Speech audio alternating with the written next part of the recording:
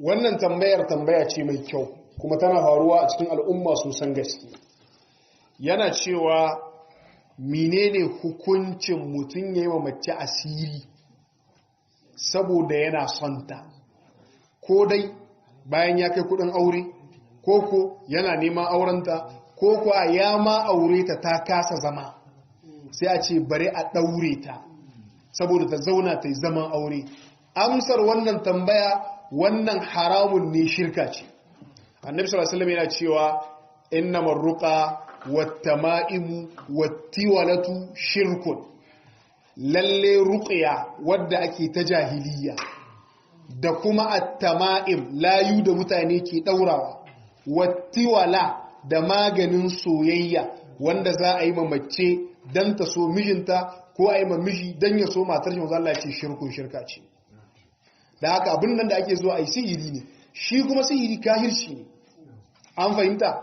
wattaba'u ma tatlu ash-shayatin ala mulki Sulaiman wa ma kafara Sulaiman walakinna ash-shayatin kafaru, sai Allah ya ce yu'allimuna an-nasa as-sihra.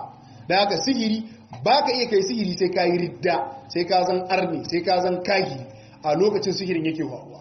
Annabi kuma ya ce laysa minna man tatayyara aw tutayyira lahu aw tasahhara aw sahara aw suhira lahu, ko kuma mutumin da yayi sihiri ko aka yi mishi sihiri baya tare da haka. Wannan abin da wadansu suke yi babu ko shakku haramun ne, shirka ce, musulunci bai yarda da shi ba.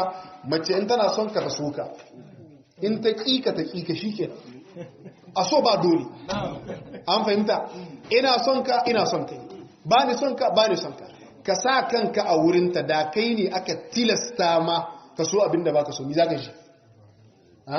La yu'minu ahadukum hatta yuhibba li akhihi ma yuhibbu li nafsihi. Imanin ɗayan ku baya cika sai ya so ma dan uwan shi abinda yake so ma kanshi. Musulunci bai da auren dole ba ko zaman dole.